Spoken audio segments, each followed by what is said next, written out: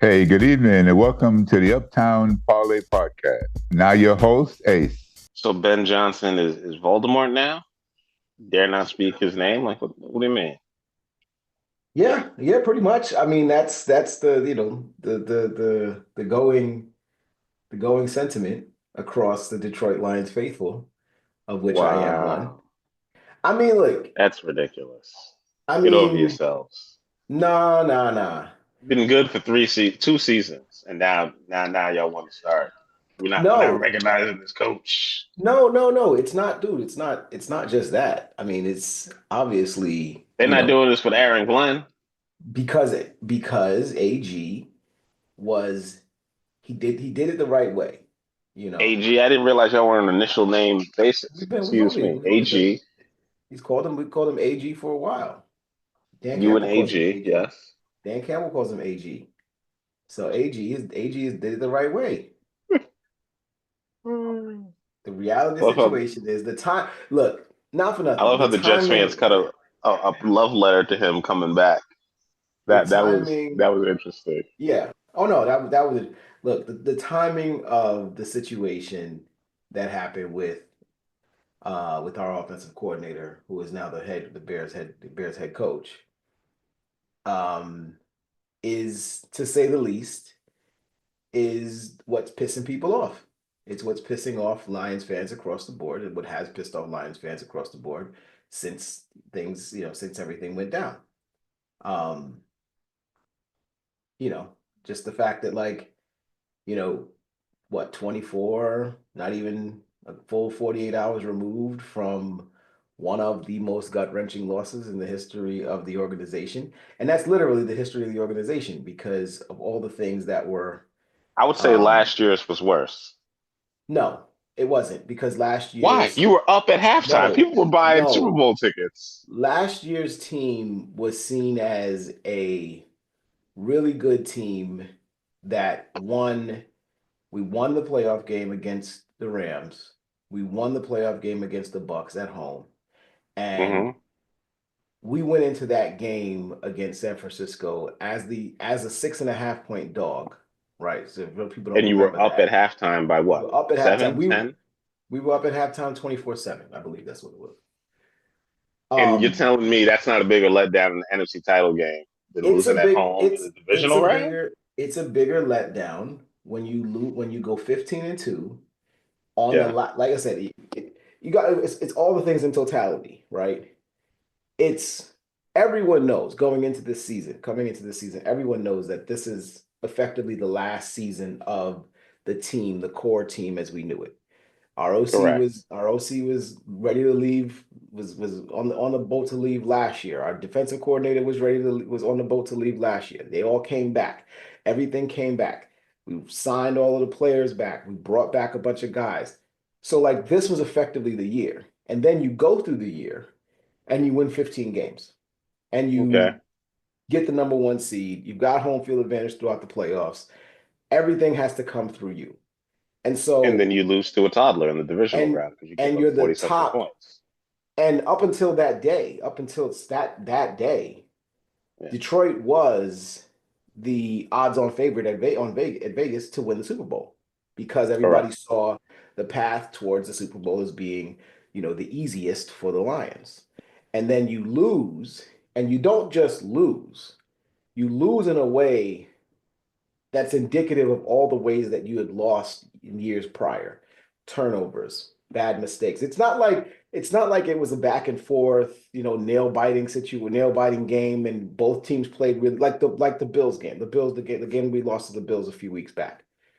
That was Yeah. back and forth. It was nail biter all the way There was through. no turnovers in that one. No Yeah. turnovers in that game. I think we punted once, and Bills punted one. Like it was a really, really well played, well fought game that you just came out at the end and Jaden Daniels was Superman. This wasn't, I'm sorry, Josh Allen was Superman. This wasn't that. This was a complete implosion by the team and giving off, you know, um, You had 16 players on signs. injured reserve. Yes, but that's not, again, that's an excuse. That's the world gets to use that No, excuse, not us. that's No. attrition. That's what happens when you get to the playoffs. You're missing The, guys on a team that normally you would have had that would have helped you win, which is why you the gave up rest of the 40 world, points to Jaden Daniels. the rest of the world That's gets to real use that life. excuse, not us. We don't get to use that Oh excuse. my God. Our team doesn't get to use that excuse. You're You know, okay. they don't. You don't get to use that All right. excuse. If you're a All fan of right. that team, you expect that team to go as far as they can possibly go. You expect that team to be there at the end, especially when they go 15-2, when they get the number one seed in the That's playoffs. Like true. The that's 15 and the 2, the expectation. 15 and 2 is tough because y'all actually had to play hard as hell all 17 weeks. You And you know, won 15 games out of 17, which is crazy. not for nothing. What Jaden Daniels and the Commanders are doing this year is akin to what we did last year. They won 12 games. Yeah. They didn't win their division. We won our division, but they won 12 games. They won it. They won two playoff games, and they're going like everything right now. They're playing with house money. Everything right now for them is Two road if playoff they games. whatever they do, right? Whatever they do on Sunday against Philly is, Yeah. icing on the cake, right? This is So, not. well, There's no way if they this is get a blown failed out, season. it does matter. Like But they there's no way if this is a they failed show up and season. try and like they lose 37-7 or they lose 35-14, and people are gonna be like, well, they turned into a pumpkin at the end, Well, as they there's no like way to this say. is a failed season for No, Washington. because nobody expected them to be here. They're playing with And house that's money. I get you. and Yeah. and that's why I'm saying last year was not a could not it didn't end well, and it pissed everybody off, and it left the sore But taste they in were everybody's like, we mouth. got to the NFC title game and we weren't even supposed to be there. So It's not a this failed year we're gonna season. come back and we got it. This All is a right, failed fair season, enough. and it's a reboot, right? And it forces a full reboot because just like I'm saying, the guy behind you Don't be left, mad because we got the coach. Don't be AD mad. left, They opened and up the bank and they finally got the right guy. now we have to reset everything. Bears fans was roasting Orlovsky because he was like, as long as Eberflus brings an good offensive coordinator, they'll be all right. And now he's like, they always want to hire the offensive guy, and that we know that doesn't always work. I'm like, this is ridiculous. No matter who the Bears hired, they was going to dog him out. But Bears fans were going off on him. I was like, why is Orlovsky trending? And then I was well, like, he never says anything that controversial. So who knows? Ben's a hot name. I mean, I'll say his name again. Ben's a hot name. He was the number one candidate across the board for everybody. Everybody wanted him. He was the hottest candidate. You guys got him. I mean, like, I can't be mad at anything that's happened up until this point. Um, I'm very interested in seeing what type of culture builder he is Mm. as a head coach. That's not something that he was asked to do at any point really in Detroit. He didn't have Um, to, yeah. That's what Danny and Campbell was there for. well, Glenn did it. This is what I'm saying. Like Glenn, was known to be the voice to be the voice in team meetings. Glenn was known to be not just the leader of the defense. He was the assistant head coach. He did a lot of the head coach level things, and this is why going into the whole process, I believe that Aaron Glenn was a shoe-in, and I believe that Ben was a shoe-in to get a job. I just wasn't sure about that You other thought he was going side to of go to head the coaching. Saints. I just wasn't sure about that other side of head coaching for Ben in terms of I know he can I know X's and O's. I know that he knows his stuff and he can Yeah. put that out on the field and and make things happen there. What I don't know is You whether know or why he not he chose? can Yeah. lead a team, and that that remains to be seen. We'll see. They'll get a good defensive coordinator. And OC, I don't even know if that really matters that much. They're going to be No, running he's his he's calling offense. plays. He's calling the plays. Yeah. I don't think that that's going to be a he's going to call plays. I think it's OC. I think that's why it's one of the reasons why I think you guys are one of the reasons why you guys were going after Hank Fraley as the potential OC. He's the offensive line coach for Detroit, and Oh, so all your coaches are going to be gone. well, I don't know if you guys will get him, but I'm just saying like this. One of the reason why I believe that that's a great hire for Ben if you Yeah. guys do wind up bringing him in, is because that part of the line, that part of the offense he's never had to rely, he's never had to worry about that part of the offense. He could worry about the play calling, That's true. the quarterback position, and all of that. and knowing full well that the offensive line was being taken care of and managed by Fraley. And I think Fraley gets the offensive coordinator. If he comes to the Bears, he gets the OC title. He's not calling plays, but his role is going to be very similar to what it was in Detroit, which is run game coordinator, offensive line, get the blocking schemes up, and it ties directly into what Ben does. So I think that is probably the best hire for him as an OC. Well, the Lions can always hire Eric Bieniemy. He's available. I think that would be a good fit for y'all. I don't know who. I have no idea. I think, like I said, I'm interested in seeing where we wind up going from here. It definitely seems like they're taking their time to identify candidates It's and let looking the like dust Vegas settle ain't gonna have a from. coach for the draft, Vegas will do something. which I find interesting. But Tom Brady's leading that. And because Brady's calling the Super Bowl, I think they're waiting till after the Super Bowl to actually hire somebody Well, they because hired he their wants to be GM. there for the press conference. They Yeah, hired their GM. Um, yeah, John Spytek. I've never even heard of that guy, but I did notice that. Yes. Formerly from the Buccaneers. So they did Oh, hire the okay. GM. So I figure that they're close to, or relatively close to picking up and identifying a coach. And yeah, maybe it's Brady waiting until Brady's done with his work to help lead that push. And Daniel Um, Jones. yeah, I want Ant to join us. I want to talk to him about his Jets, man. Um, it's a good I want him They to I finally want him hired the to right coach. be happy about,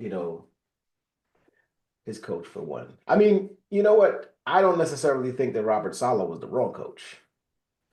Um, he just got dealt a bad hand over the course of his time, They with that drafted the team. wrong kid, and I told him that, and he didn't want to listen. He Yeah, kept telling me about how good what's his name was coming out of BYU. I said, you drafted the guy who had one good season. they drafted the wrong But quarterback and they doubled down on it by signing the wrong quarterback, in he Aaron did win Rodgers. more games than Aaron Rodgers. So, hey, there's that. Yeah. I And the think this team would defense have been much regressed under better off. him. I think this team would have been much better off if they decided to leave to move away from Zach Wilson a year earlier and use Tanked their it pick, out. or tanked it out, or even use their pick, or sign a veteran that could have come in and played for them. I mean, look, Baker Mayfield was sitting out there for a long time. He was sitting That's out true. there, They could have had could have him. been picked up. Or they could have had Sam Darnold back. Sam Darnold, like, we've seen these quarterbacks, have second Or they could have had lives. Tyrod just come in and sit there for a year and get them Yeah, through and see what happens. yeah. We've seen these, I think the Aaron Rodgers decision is really what derailed them because one, they gave up a ton to get him, and two, he got injured, right away, and then it took him, almost a calendar year to come back to any level of normalcy.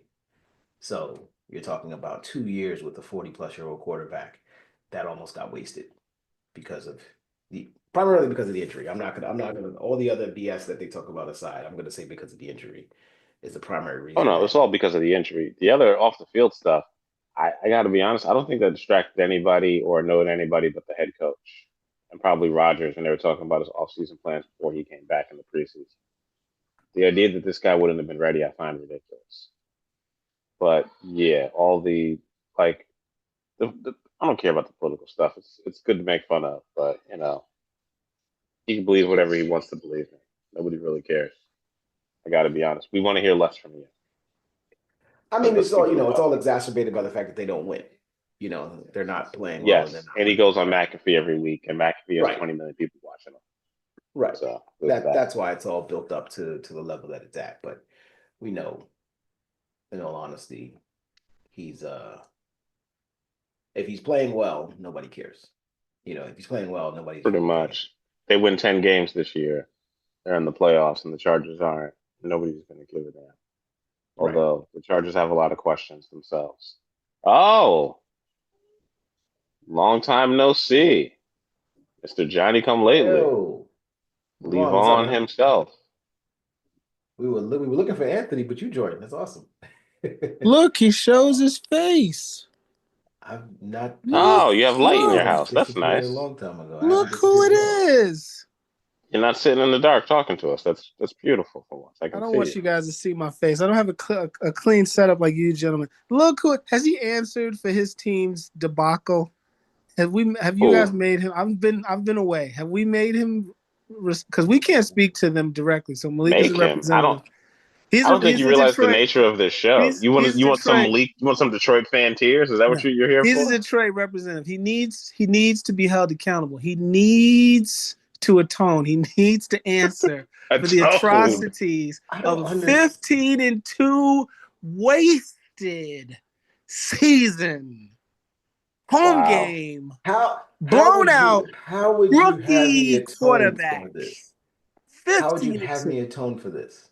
I want to know how you feel. You're not nervous. No. You're not nervous before the game. You have no nerves like you guys have won 15 of these things.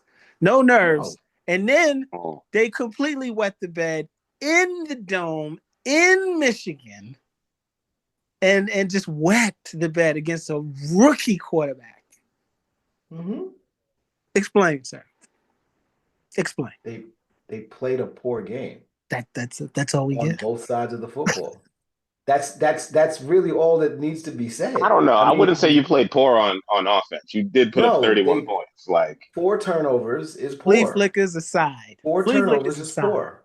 You don't win football games. You don't. I mean, honestly, the fact usually. that they won. The fact that they won that game against Houston when Jared Goff turned it over 5 times is not that was insane. The anomaly. You don't win football games when you turn the ball over 4 times. Like that. That's just it doesn't happen. So unless you're the Kansas City Chiefs. They did play poorly offensively and defensively.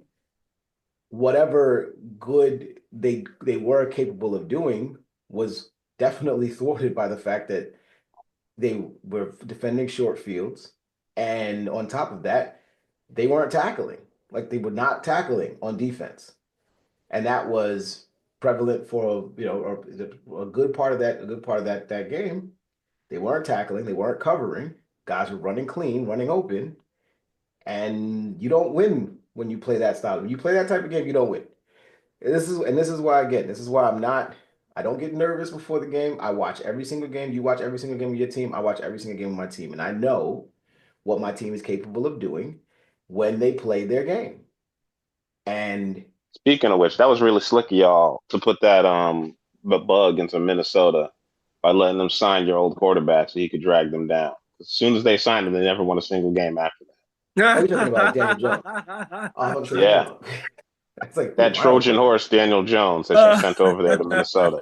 That was tremendous. Minnesota's another one. You go 14-3, you go 15-2 to just wet the bed. It's tough playing on the road. That is Glendale.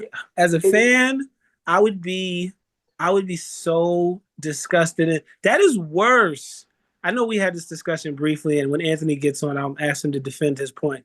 I am maybe in the minority. It is way worse to me to go 15-2, bye week, all the accolades of the regular season, and then to exit so quickly. That's because the Giants have never gone 15-2. You wouldn't know what that feels like. I don't know if it's true, but we have won 4 Super Bowls, and I know what that feels like. And they never went 15-2. But they're the luckiest team in the history of the NFL. But the Giants have had the best record in the NFC at one time, a bye week, a home game, and they lost to Philly. And that is way worse than going 0-6. I've never gone 0, so Malik can speak to that. But going 3-14, way worse. The feeling of the season being over is way worse to me. So I was just curious how Malik felt about it. He seemed fine by it. Seems fine. He said it's a wasted season. Beyond wasted. I mean, you wasted 2 seasons now. Last season, the season before this one, you choked away in the NFC Championship game. You choked that away. They weren't supposed to be there last year. But they were in it, though. That's the thing. You were in it, and you were a half away from going to the Super Bowl, and you found a way to let that get away. And then the following year, when you were supposed to be good, you were only to lose at home in the very first game against the Redskins, who I still believe are not legit. They're called the Commanders. They've been called the Commanders for the past 5 years. Redskins. They're lucky. They are been lucky all year. No, they've been called that since 2020. Yeah, it's true. Redskins. I mean, Commanders, whatever. They'll always be the Redskins to me. But that team been 5 years old, man. That team has been lucky all year. I mean, as a Bears fan, that Hail Mary that you guys botched, you might be in this championship game if you would play defense in that last fleeting few seconds of that game. Well, Tyreek Stevenson, man. And also, they told them to cover it like that, which makes no sense. They said, all get on the goal line. And I'm like, that's the defense that they called. I don't know why they would do that, but, and also Eberflus likes to hold on to his timeouts. I still think he's using one. So. And you lost both coordinators like we all knew you would. So now you don't have your coordinators. That's all right. You're going to lose players, I'm sure. You'll add players, I'm sure. But they'll be able to elevate people on the defensive side of the ball, I think. The typical NFL cycle. Look, I've said this before, and I'll say it again. This is not, obviously, this was an excruciating end to the season. I would never downplay it and be like, oh, it's just ho-hum. It doesn't matter to anybody. And as explaining to Ace before you got on, Levon, that this loss is worse than last year's loss by far, even though last year's loss was in the NFC Championship game, was had a 2 to 3 score lead in that game, give that game up, that game goes by the wayside, and you miss the opportunity to go to the Super Bowl. This loss is worse because this loss includes the expectations of 15-2. That's right. The expectations of number 1 seed, home field advantage in the playoffs. These are all the things that you play for. You accomplish them, you get to that point, and then you let it slip out of your hands. In the way that it happened, where, like I said, you completely melt down on one side of the ball, that's probably your most stable side of the ball. And on the one side where you knew you had to be almost perfect because the other side of the ball was not going to be able to hold up as well against that team. Those things said, right, I don't, I was always prepared for losing the 2 coordinators. I figured that was going to happen last year. So I was prepared for that to happen this year. I had a feeling it was going to happen, and it happened. Like that was neither here nor there. A little shocked that, Ben went to the Bears, but it is what it is. Losing a good quarterback. Losing players. The funny thing about the number, I've looked at the number of free agents that we have, and the funny thing about it is, like, of the 30 some odd free agents that we actually have, the vast majority of them are guys that we picked up off of practice squads and 1-year deals because of filling in for injuries for other guys, right? So a lot of the free agents that will likely lose in this cycle are people that were not part of the core of the team anyway, which is not a great thing, but because you still have to backfill, right? And you still have to add the depth in at some point. Some of them will come back then. So I'm saying some of them, but a lot of the guys that we will lose are guys who were not part of the 53 that came out. More important question. Do you think your window has closed like people are saying about Baltimore? No, because I think that the window, and I also think that's wrong about Baltimore. But I think your window is open so long as the core of your team, the players, the core talent on your team is still under contract, intact, and signed. I'm not saying it won't be harder. It'll be harder. It gets harder every year. The teams around you get better every single year. They improve every single year. You don't know what's going to happen next year. 15-2 is out the door. That's gone. You may win 11 games next year. You may win 9 games next year. You never know what's going to happen, right? So I'm not going to say that it will be right where we were last year, because that would be stupid. But I don't think the window of opportunity to potentially get through the NFC and get to a Super Bowl is closed because the vast majority of our team is still going to be the core of our team. The best players on our team are still going to be there. With Baltimore, I think it's closed until they address the glaring issue that they've had for the last however many years, every year of Lamar Jackson's career, which is he needs better receiving options because when Zay Flowers was out. Zay Flowers was out. He's always needed better receiving options. I'm not saying that Derrick Henry was great. He's always needed better receiving options. He's always needed that. Ever since he's been on the team. Hold on. Ever since he's been a rookie. I hear you. Levon, you're going to go on this, and then we're going to go to the games. How many games? Welcome. How many games y'all do? Just two. Just a two? Just two games. I'm going to say this, and then I'm going to save it for the receipts portion of this. Receipts. Will be ripped out in this episode. Yes, receipts. Yeah, I got receipts. But you done some producing behind the scenes? What do you mean receipts? I will say that Malik is smiling probably right now because he knows what I'm alluding to. Receipts. I have no idea what you're talking about. Okay, well, good. You will. But about this, you guys got to stop giving Lamar Jackson now. And you know what? I was willing to concede if he pulled out a viable run, which he almost did, if they would have got to the Kansas City game. And for Lamar Jackson threw a very bad interception in this game, and he fumbled the football. A very bad pick in this game, and he fumbled the football. He made some good throws, but he made some great throws. He made some really good throws, and he got a lot of time to do that. His offensive line did him some favors, but he's not without fault, and he admitted that. To say he needs better receivers, the narrative changes to fit what people want it to be. You got quarterbacks out there. Aaron Rodgers for a long time, Brett Favre, Patrick Mahomes now.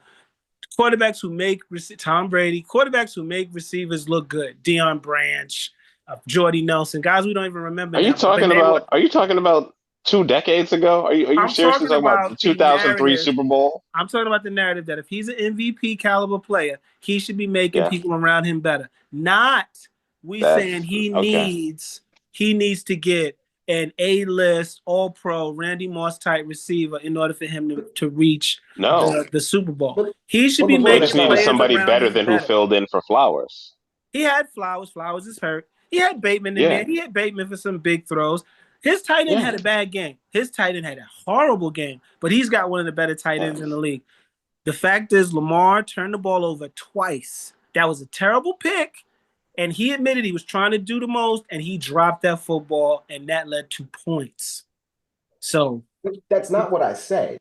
Is what I said. What you asked, what Aaron their window isn't closed. You said it's not closed. It needs to get some. I said it is closed until the.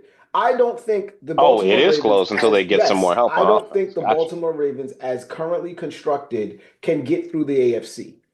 I don't think they can beat Josh Allen and the Bills. I don't think they can beat Kansas City. Well, they did. I don't think that they can beat. I don't think they can beat Cincinnati with a better defense. I think that they are the third, potentially fourth, and might even be fifth best team in their conference. Right. At this point. Fifth? And I think that's been consistent. I think they've been playing above Kansas City. Because of Houston. I think they've been playing above board because of what Lamar has done for that team. Look at that in the regular season with Derrick Henry, but when it's in the postseason, they won that home game. They won that first wild card game. Who they flattened in that game? What team was it? We don't even remember. Denver? Was it Denver? Pittsburgh. It was Pittsburgh. Pittsburgh lost the last 5 games of the year. Buffalo. Pittsburgh was on the way out. They lost their last 4 games into that game. So I would say the only reason that Baltimore is looked at as being a Super Bowl level team is because of Lamar Jackson and Derrick Henry. Yeah, right. That's you're not wrong. They had a great Malik. That defense was great all year. Not all year. It was not great all year. But it got much better. It got much better. It got better. But the secondary finally for a very long time. It was bad. But regardless of the point, everything about that team revolves around him. Number 8. How well is Lamar going to play? as constructed, I don't believe that team is good enough to get through the AFC conference. But that's not because they don't have a receiver. That's not. No. But what I'm saying is, to me, that means that this window was closed until the moment they get a dynamic. Until the team around him gets better. The team around him has to be better so that those interceptions, that one pick, that one fumble doesn't completely derail the entire thing. That's what I'm saying. He has to be perfect against Josh Allen because Josh Allen will be perfect against you. He has the capability of doing that. He has to be perfect against Patrick Mahomes because Patrick Mahomes ain't making mistakes out there against you. This is why it's like Lamar Jackson has to do everything because they have depended solely upon what he does and the dynamics that he brings. And you can't depend on that. He has to be able to throw the ball to somebody that can just take it the distance, that can be dynamic on the outside. Yeah. It can't all be built off of That's fair. That's why I said it's closed until that happens. All right. First game we're going into today. Yeah, it's not coming? No. We've invited him multiple times and he hasn't showed up. Okay. And we're 45 minutes into the show. Speaking of which, welcome to the Uptown Parlay Podcast. 3 p.m. on Fox. The Eagles. The EGLSES Eagles. Are you hosting. dyslexic? You missed the A in Eagles. You said EGL. You didn't hear the mayor of Philadelphia do that? Oh no, I did not hear this. Was he? The mayor of Philadelphia did EGLSES Eagles. Dang, that's not good. And I was like, that's crazy. Oh Lord. Yeah, that's what she did. Hilarious. It was all over the news today. People were laughing. People were like, it's tough when you're under pressure and on the mic. Hilarious. Everybody's around you. But yeah, the Eagles are hosting the Commanders, or as Levon likes to call them by their old name. You know, that's where he lives in his America. Right. The Eagles are favored by 6.5 points. Levon, who do you got? I call them the Redskins because when you hate a team so much and it is embedded in the fiber of your being, it is hard to. It is a reflex. First of all, it is muscle. How much does it burn you to see the Eagles winning with Saquon? That's obvious. It burns me. I like Saquon a great deal. One of my favorite Giants. A long way behind number 10. A long way behind 10. But he's up there as one of my favorite Giant players of all time. And I'm happy to see him getting success. But it is really hard watching him do it in those colors for that team. Yes. And this game is excruciating because one of these teams is going to go to the Super Bowl. And if I had to say home game, Philly's a better team all around. And that's because their defense is so good up front. They are. And Jalen Carter's looking like an absolute snatch where they drafted him for what he's doing, an absolute steal.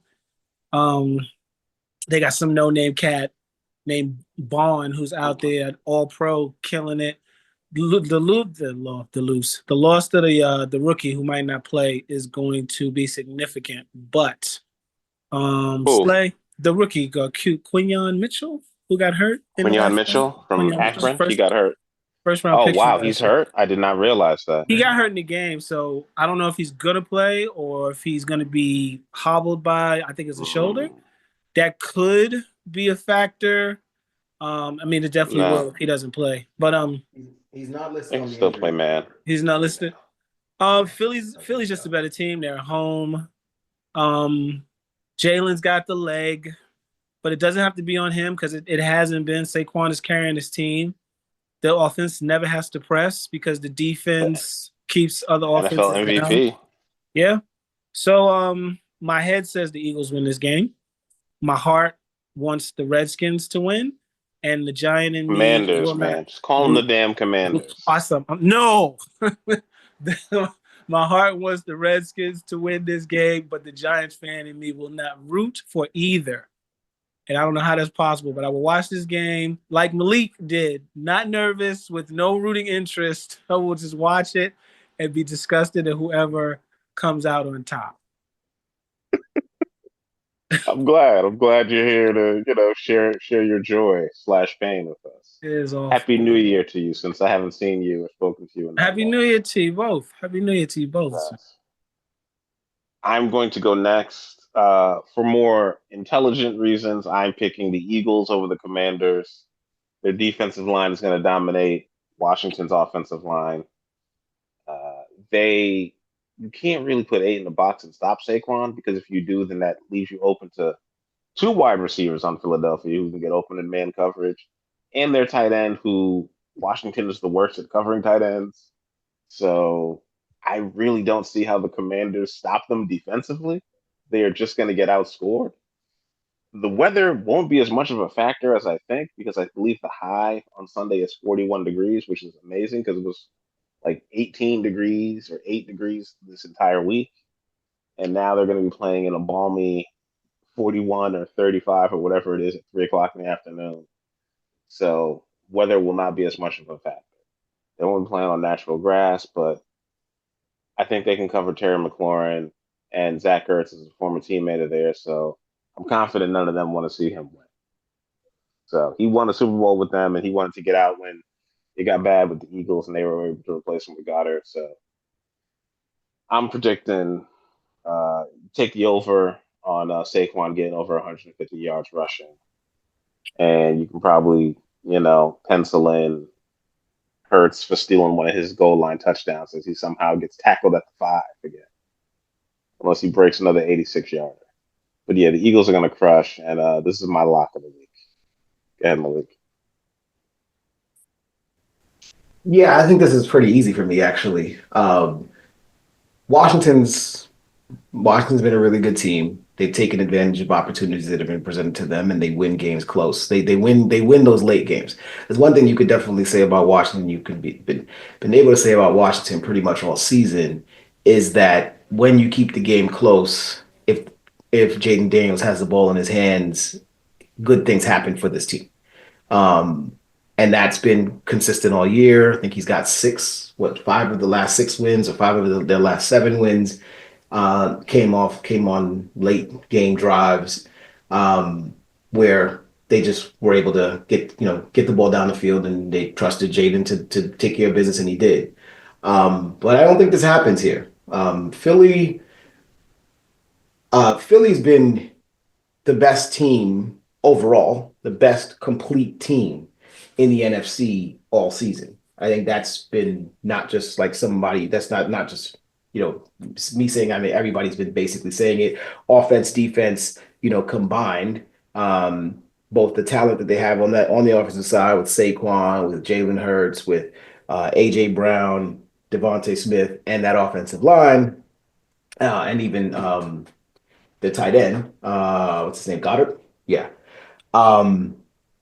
That combine that with the defense that they have, with the defensive front that they're able to and the pressure that they're able to bring with that front. Their secondary is playing really well. Like everything to this screams on this team, screams the best overall team in the conference, top to bottom. Washington, the last 2 times this team played, Washington won their last game against them, in the game against them by 3 points. And that was the game, if you don't remember, that was the game where Jalen Hurts got injured. He got the concussion at the end of the season, didn't play the rest of the season. And they won that game by 3 points. And it was a struggle for them to win that game against Kenny Pickett. And that was at home in Washington. So I think that this game trends more to the first game that they played, where Philly beat them 26-18, ran for over 200, threw for over 200, and pretty much dominated the game from beginning to end. I don't see a reason to believe that Washington can do any better than that. I think the only reason that I probably would have picked, if it was Detroit and Philly, the only reason that I would have picked Detroit is because of the fact that Detroit, when they play well, they can make you have to score 35, 40 points against them. And it's not we haven't seen that happen from this team in the last, 4 weeks that they've played. But I don't think they're going to have to do that against Washington. They're gonna be able to stop Brian Robinson, stop that running game from getting, beating them and gashing them in the running game, force Jaden Daniels to make throws consistently and on a regular basis. And they know this guy very, very well because they've already played him twice this season. So there's no way I'm going to pick against them in this game at home. I think they cover the 6.5 relatively easily. I think this game ends somewhere around 27-16, something along those lines. So I'll take Philly and I will take the under because I think 47.5 is the over under here. I'll take the under here, and I'll lock this in as well. All right. Next up, we have the CBS game at 6:30. Kansas City is hosting the Buffalo Bills, the game everybody wants to see. Kansas City is favored by 1.5. Levon, who do you got? I got Buffalo in this game. It's enough for Kansas City. It's enough. I mean, they have talent, but they lose respect because it's obvious to everyone now. And if Anthony was here, we could all pat him on the back for seeing it, I guess, one of the first few people. But it is obvious now that they are getting the benefit of a lot of calls that they should not be getting. It's documented. There's video documentation of it. You even have coaches and certain players alluding to it in press conferences, and it's disgusting. It's bad for business. They need to lose this game for the credibility of the league. You can't have this team, by God, win a third Super Bowl in a row, make history, and do it with it obviously being documented, whether it's purposeful or not. If it's the incompetence of the officials, they need to make sure that this game is called cleanly. With that being said, I will not be looking for the Chiefs to win just as a fan of the game itself. But if it's called cleanly, I think that Buffalo is just a better football team. I just do. I think Kansas City's window for that closed a while ago. And the reason they've won so many games that they've won is for the benefit of officiating and crazy calls. And you go all the way back to that Super Bowl they won against Philadelphia and that phantom pass interference call against James Bradbury. I think Buffalo, this is Buffalo's time. Josh is an MVP candidate. He plays like it. That running game, the two-headed monster with Cook, and I can't think of the other kid's name, number 22, is formidable. Their defense is a little small, but they play together a long time, and they make plays when they have to. And yeah, I think I like Buffalo in this one. And that's my pick. And I'm going to lock that in because I want the NFL to survive and not fall into dismay because refs ruin it. And I'm doing that for me and Ant. That's for Ant, wherever he is. I'm repping for Ant on that one. The NFL will be fine. I'm confident of that. But I am also going to be going with Buffalo, mainly because their defense and their offense are better overall than Kansas City. Kansas City can't keep getting away with this on offense because they have no run game now. And that's really their biggest issue. Pacheco, I don't know what it is, if he's not healthy still, or if he's not getting it done. Kareem Hunt's getting 3.4 yards a carry. The rookie, not that good of a running back. Because if he was, he would have did something against Denver in that last week of the season, which I was counting on him to keep Denver out and get Cincinnati in because I wanted to see them in the playoffs. But I'm taking Buffalo because I think it's their time. And their defense is good enough, but their offense can score on anybody. They can score with anybody. And the fact that they were able to run the ball against Baltimore with the number one run defense, even though Josh Allen couldn't get that last running touchdown, they had to take that field goal. That was huge. Yeah. But they're going to be able to get that against Kansas City. They really just have to worry about Chris Jones. I'm not worried about Karlaftis. I genuinely am not. The offensive line for the Chiefs is the worst it has been in a while. And whenever they've had a bad offensive line, you're playing against a good defense and a good offense, they lose. They just have to play long, drawn out, drag it out drives, and Buffalo has the offense to do that. And I don't see that being an issue. So I'm locking in Buffalo as well. Go ahead, at least. Before I make my pick, I've got a question for both of you. So, referees aside, referee, officiating, all that things aside, what is the formula for defeating this year's Kansas City Chiefs? What is the formula? Like every team has a formula. There's a formula for every team where you say, if you do A, if you do B, this is how you beat this team. What is the formula for beating Kansas City? The same formula that they beat them in the regular season. You play long, drawn-out drives, run off the clock. You have 7-8 minute drives where you get a touchdown. And then when they get the ball, you stop them. And then that's it. You just get up 1 or 2 scores, and then you just kind of bleed the clock the entire game. You limit their possessions. And you force them into running the ball, and you play man coverage and make Travis Kelce beat you on every play because he's 35 years old. And he'll beat you in zone, but it's much harder to beat you in man coverage. I'm being honest. I would be able to answer this question with almost any other team, but every time you watch a Chiefs game, they are allowed to stay in the game because they get the benefit of so many whistles. It's hard. I know what you said, man, but it's hard to say. It is really hard. How do you beat any team in the league? Yeah, time of possession, win that, run the ball, long drives, play good defense. But it's hard to say. How do you beat a team where, and it's like Ryan said, we knew we were going up against everybody. We knew we had to come in here and beat everybody, not just the Chiefs, everybody. I mean, that's what he was saying. He was like, how do you do that? How do you do a long drive when at any moment you can get called for a phantom holding call that kills a drive? Then it's 1st and 20. Or how do you keep him off the field and he stops out of bounds, so the guy runs into him, and then he flops and falls, and you get a 15-yard penalty. That's why anybody who likes football, anybody who wants to look at something and answer Malik's question, is impossible to do because what does that team do well? We don't even know at this point. It's been so long. We don't even know. Their defense is really good. Their defense is really good. You just said you only fear one man on that defense, which is Jones. You said you don't fear Karlaftis. Who else is on the defense? The secondary is also doing pretty good. Yeah, who? McDuffie's pretty good, but their linebackers pretty good. But I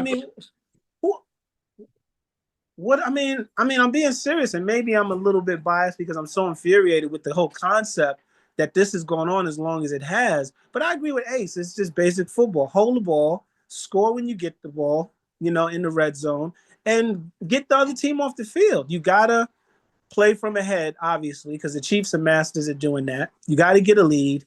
You got to keep it. And you force Patrick to throw the ball. And, I mean, we've seen him go cold. We've seen him make mistakes, but they get bailed out every time we watch. They get bailed out every time we watch. And it's been going on for years now. But I agree with Ace with all of the everything he said was correct. But, you can't just say without that because it is documented now.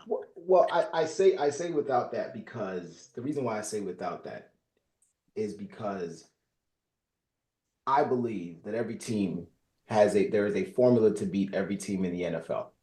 Not at the macro level, which is where you guys went in terms of, hey, time of possession, field control. That's like typical, standard NFL talk for how you win a football game. What I mean is when you point at the individuals, when you look at those individuals, if I can pinpoint the weak area on your team, the area that I can focus on, the area that I can exploit to win that game. And when you look at the key points to beating either any team in the NFL, the Bears, the Giants, the Lions, the Jets, the Saints, whoever, you can identify the areas, the units, the groupings that you can focus on and that you can defeat. And when I look at the Kansas City Chiefs, when I've seen them this season and in previous, not so much last season, this season specifically, there is no single unit that you can target to say, we can exploit that. And as a result, we can defeat this team by focusing on that weakness. They don't have a actual weakness on that team. They don't. I'm not saying. I think you heard me. That's crazy. I said they can't run the ball. You make them run the ball, they'll lose that. That's crazy, Malik. I don't see no, but Ace, you That's can't not you see when you say if you make them run the football, they'll lose the game. There's ways you can play without and we've seen it. We've seen it from multiple teams. There's ways to play in today's NFL without a dominant running game. We've seen it happen on a regular basis. And what we see the Chiefs do is they use the short area passing game. Malik, They use the screen game. They use the short area passing game with their tight ends, Noah Gray and Travis Kelce, and they work around the fact that they don't have Derrick Henry. They don't have that dominant of a runner. When they don't have their big play receivers, they had Tyreek Hill for a number of years. They let go of Tyreek Hill. They let him walk. They replaced Tyreek Hill with a hodgepodge of guys who are nowhere near his capabilities or his levels. Malik. They still find ways to make it work. Defensively, they've been a top 5 unit all season. Last year they were the two. Wait, I'm just saying. Last year they were the second best defense in the NFL. This year they've been a top 5 unit the entire season. So when I look at all of those things, and then you add on to the fact that they're getting calls, you add on to the fact that they are very fortunate in their in how things lay out for them. I don't think, especially at home, especially with everything that was weighed against them, I don't see, again, aside from Josh Allen being Superman all over again, that's the only way they win this game. I don't see it. So my pick, because it's a low number, my pick is Kansas City -1.5. I don't want to see Kansas City win this game. I would love to not have to worry about seeing another Kansas City-Philadelphia Super Bowl. And definitely would not want to have to root for the Philadelphia Eagles in the Super Bowl if this were to be the matchup. That's not what I want to see. But it's the most clear result that I can see, given everything that I've seen from the Kansas City Chiefs all season and the fortunate situation that they find themselves in, being at home, hosting this game, and all of the blatant things that have been happening around them with the officiating. That's where I'm landing. Now, Levon, you want to respond to what? I don't know. I will respond quickly so we don't have a 2-hour show or whatever Ace is guarded against. You just basically said that the Kansas City Chiefs are the most complete and let's just go with complete team in the National Football League. And you just said not too long ago that the Philadelphia Eagles were the most complete team in the NFC. Could not. I have a hard time paying Philadelphia any kind of compliment, but for objectivity and my point, the Philadelphia Eagles have an assload more of talent on that team in every position possible than the Kansas City Chiefs do, except one. By what? Except one, and that one is so freaking far away. Don't go talking ahead on me. I don't want to do this whole quarterback. But that's blah. Let's not waste our time. No. Yes, I'm not talking head. You said they're better than them in every asset. I agree with you. I don't want to do the whole quarterback of the world thing. The chasm. I didn't say that. The chasm in between. I was just asking. Go ahead. I want you to finish. And then we can. Yeah, I'm good. I know I'm getting a chance to talk. I'm just saying. The quarterback is important. Patrick Mahomes is the MVP. I like Patrick Mahomes. I like him a lot. I do. And that is the one position. But overall, you just made it sound like the Chiefs are the most complete. And I could not disagree with that more. Aaron even said it. Their offensive line has played the worst that it has played in years. Patrick Mahomes is most of the time running for his life. So that's one way you can beat them in the trenches. Get to Patrick Mahomes. I wouldn't even say make them run the football. You don't have to do that. All you have to do is play solid defense, take away Patrick's favorite target, which teams have done. But like I said, because the playing field is so tilted, you find me one game where it has not been questionable. That matters, gentlemen. A lot of people like to not say so because it's cliche and it's easy to blame the refs.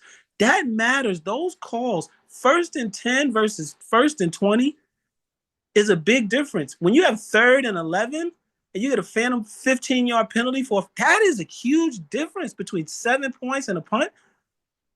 Huge. That changes games. And they won a lot of close games this year. One possession games. They won a lot of those. They didn't blow out teams left and right.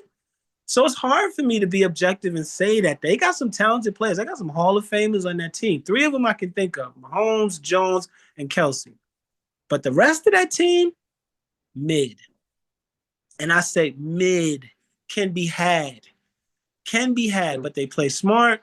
They got a Hall of Fame coach. They know how to work it. It's going to take a lot to beat them, but mid. You look at that roster. It's mid. Outside of those guys I named, it truly is. And to say that is one of the most complete teams, that is crazy. That is crazy. Philadelphia has got way, and I hate saying this, especially on the offensive line. Anyway, okay. You watch the basketball game? Oh. I am watching basketball. I'm watching it too. I've said this before. See, so Ace, and I'm gonna get to what you were saying in a second. There's talent, right? The names on the jerseys. There's the people, right? And there's the groupings, and there's the units. And what I don't disagree that Philadelphia has amassed a boatload of talent. This is why I said I believe they're the most talented. They're the most complete team in the NFC. They've amassed a boatload of talent across the board. And I believe that game, if it were to happen, would trend a lot closer to Philadelphia winning. I can't remember what the line was in the Super Bowl that year when they did play a few years ago. But Ace was talking about, and this is why I asked the question of the formula. Ace was talking about controlling time of possession, making them run the football, hitting Patrick Mahomes, turning the ball over. They've got a bad offensive line. Let me give you some statistics from the left tackle is terrible. Well, he's legitimately bad. Ace, but listen to this. Last week, Houston and Kansas City. Houston controlled the time of possession, 33 minutes to 26. Had more offensive yards. Houston had more offensive yards. Yep. Houston sacked Patrick Mahomes 8 times. Yep. The Kansas City Chiefs ran for 50 yards. Patrick Mahomes only threw for 177 yards. The only area where Kansas City had the decided advantage was in the penalties. There you go. And that's what I'm talking about. That should tell you right there. You can walk into Kansas City. Didn't they sack him? Didn't they sack Houston 9 times? Wasn't he sacked 9 times? No. CJ Stroud was sacked 4 times. They got to CJ 4 times. Houston got to Patrick Mahomes 8 times in that game. That's crazy. And so that's my point. You can walk into Kansas City and do everything that you just laid out and still lose that game by 2 scores. It can happen. But why, Malik? You just said it. But that's why I said, if you take all of that out, and that's why I asked the question. If you take all of that out, what's the formula? And Ace gave the formula. Ace wrote it, Ace written it down. And then I just noted that all of those things happened a week ago. We watched that happen a week ago. And then you throw in that other component that you cannot beg for, and they lost the game. That's the thing. So if Josh Allen goes in there this week and does the exact same things that CJ Stroud and the Houston Texans did, and I don't think they can, because I don't think that, and I said this last week, Ace, when we talked, I think that the Houston Texans defense is wildly undervalued. Can I say something really quickly though? And so let me just finish last week. So everything that you guys say can absolutely happen. Josh Allen can go out there and outperform Patrick Mahomes, and they can run the football, and they can control time of possession, and all those things can occur. The 2 times it's happened this season was last week when Houston did it, and the week that Josh Allen did it in Buffalo at home. They won that game by 9 points. They won that game 30-21. I don't think that happens in Kansas City. That's the reason why the reason why I'm picking the Chiefs, because that number is so low. If that number was 4 points, I'd pick the Bills. But at 1.5, that's way too much. That's way too little. You're giving the Chiefs an opportunity to win only by 2. Oh, The NFL will allow that. The refs will allow that. Like it's gonna happen. You gotta kill, like I said, you've got to kill me to beat me. You've got to murder the Chiefs to beat them. I don't think you gotta murder the Chiefs. You just need the game to be called properly. And I'm not gonna say it's purposeful. The game will be called fair. They haven't. They got lucky last week, but stop. No, seriously, they got lucky last week. And more importantly, Houston's offensive line was just so bad they sacked the guy 8 times. That's how they won. What are you? They kept slowing him down. What are you talking about? Houston's offensive line got sacked. Houston's offensive. He got pressured so much. So much up the middle. We just said that C.J. Stroud only got sacked 4 times. He got sacked 4 times. He was pressured a bunch. The man had to be carried off the field. I get you. All right. With that being said, he was cooked. Guys, it's not going to happen in Buffalo. We gotta stop. He's unsackable.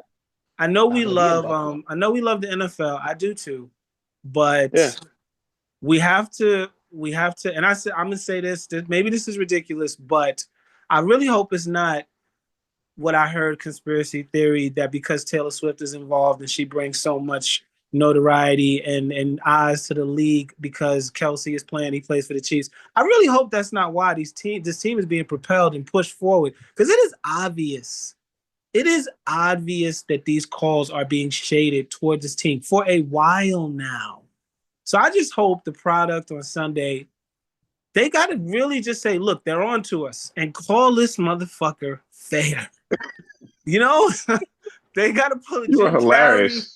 And just be they're on to me. And be like, hey. You sound as bad as Ant, man. I don't really think that's that. They got lucky last week. But I don't think it happens every week. You got head coaches now. You got a head coach who came out and said it in so many words without saying it, man. And coaches don't do that.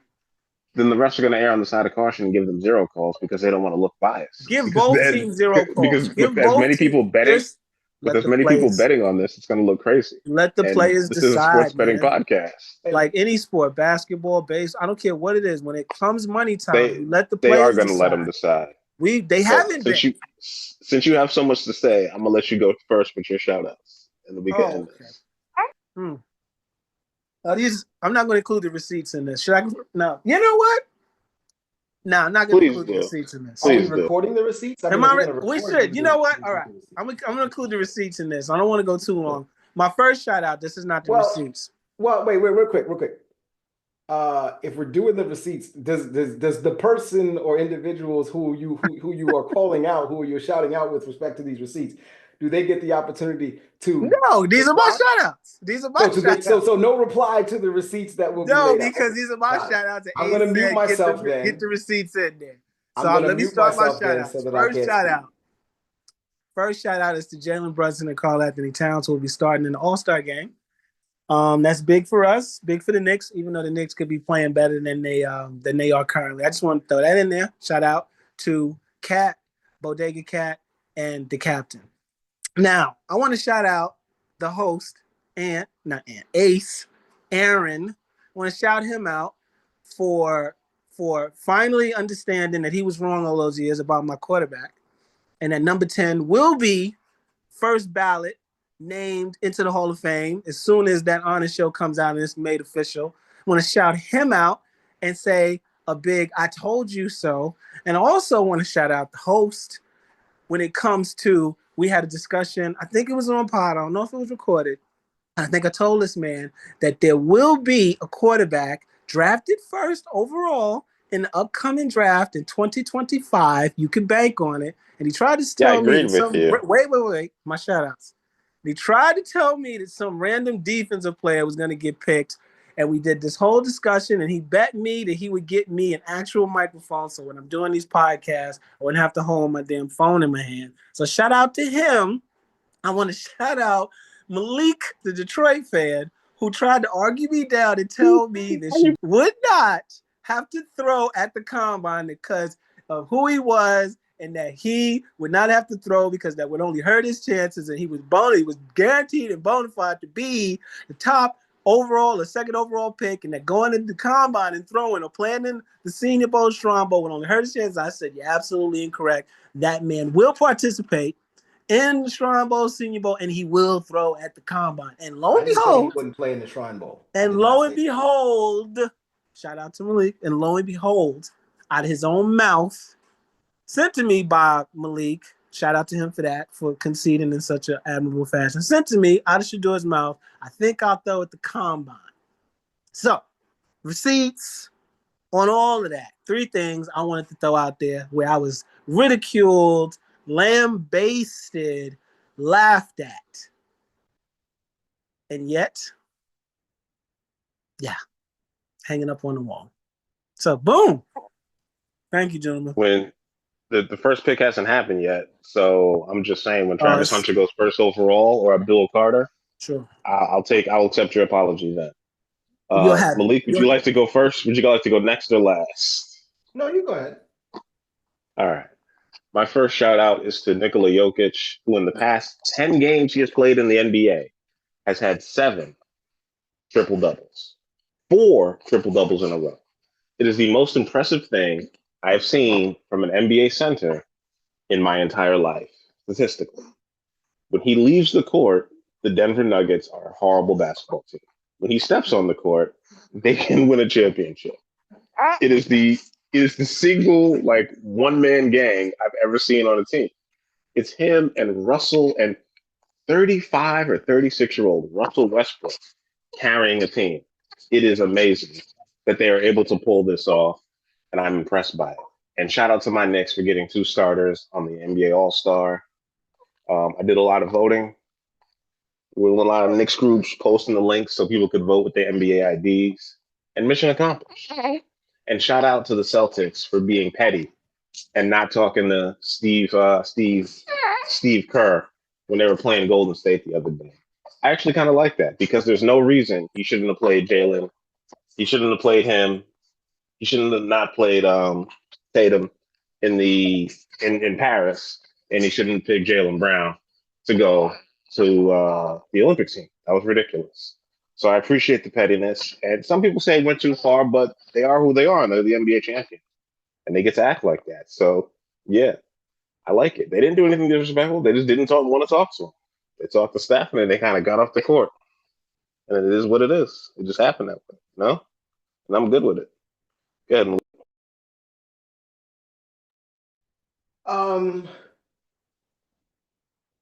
Shout out to Jaden Daniels for proving me right.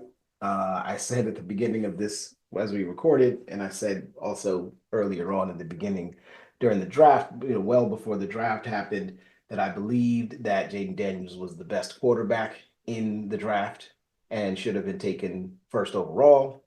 That didn't happen. Obviously, he wound up going to Washington, and Caleb wound up going number 1 overall. This is not to say that I believe that Caleb was a bad player, but I believe that Jaden was a better player, and especially a better player at this point in time. And Jaden has proven by leaps and bounds to be the better player at this point in their respective careers. Does not mean that they won't catch up, that Caleb won't eventually catch up to him, but at this point, right now, Jaden has proved me right. Shout out to him for that. Shout out to LSU, the LSU men's football team for winning the bowl game against Baylor. I don't think I got a chance to mention that when we talked last week. As the 2 of you have already said, shout out to the Knicks. I was very surprised. I would say I was very surprised to see that both Towns and Brunson were selected as starters in this year's All-Star team. Not because they didn't deserve it, but just because over the last couple of years, Brunson, specifically Brunson, was playing well deserving of it and wasn't getting the popular fan vote for one reason or another. And I could not remember who was, it's probably because last year he should have gotten it and Dame got it. And now it looks like the sentiment on Dame Lillard has decreased exponentially.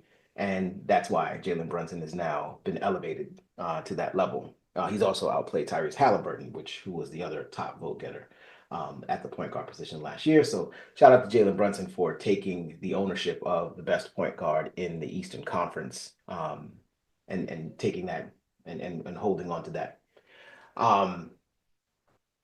And last but not least, this I think I talked about this last week. This drama with the Miami Heat is continuing to go on. Shout out to everybody down there creating all of this drama. It's beautiful. It's good to see when teams that predicate and build themselves over this narrative of being, this well-run, well-oiled organization and doing things the right way, and everybody believes you do things the right way, and everybody believes everything there. Your shit don't stink to some degree. When the curtain gets pulled back and everybody realizes that, yeah, all that shit sounds really good when you're winning, and when you're not, when you're not playing well and you're not winning, you make the same mistakes that everybody else makes. You gave Duncan Robinson a shit ton of money that you shouldn't have given. You gave Tyler Hero a shit ton of money that you shouldn't have given him because Jimmy Butler was the best player on your team for the better part of the last 5 years, and you didn't want to pay that man. You wanted to play on a lame duck contract. That was you, Miami. You did that. And now that you're suspending him and he's losing money and you're losing games, and Eric Spoelstra has to come out and tell everybody to get over it and talk to Heat players and tell them to get over it because the Heat players are pissed off because Jimmy Butler's suspended. They don't want Jimmy Butler suspended because they know that he's the best player on the team and he's the one that's going to help them win, and they're not winning. So everybody's circle jerking around in this whole situation, and it's absolutely hilarious. Thank you. Let's keep it rolling. Don't trade Jimmy. Don't trade Jimmy because why would you do that? Why wouldn't you just bite the bullet here and just say, you know what, we made the mistake. Let's trade him off. Let's get rid of that headache. No. Miami's going to trade him. Miami's not going to trade him. He's going to stay there through the remainder of the season. He's going to play as hard as he possibly can. He's going to exercise that $50+ million player option in his deal and make you deal him then in the summertime. And this is going to be great. Miami's not going to go to the playoffs. They're going to stink. It's going to be awesome. So shout out to them for all of those things. And I will address the receipts stuff offline. I won't do that on here because I'll allow Levon to have his flowers when it comes to that. Only one of them was directed towards me, so I'll address that offline. But good to go. And shout out to Ichiro, one vote away from being the unanimous vote getter in the Hall of Fame, but he got in the Hall. One of the most hated players to watch against my team. Yeah, that's crazy. I absolutely hated watching him play against my team, against the Yankees every single year, but he deserves it. He earned it. Shout out to him for getting into the Hall. And that's it for me.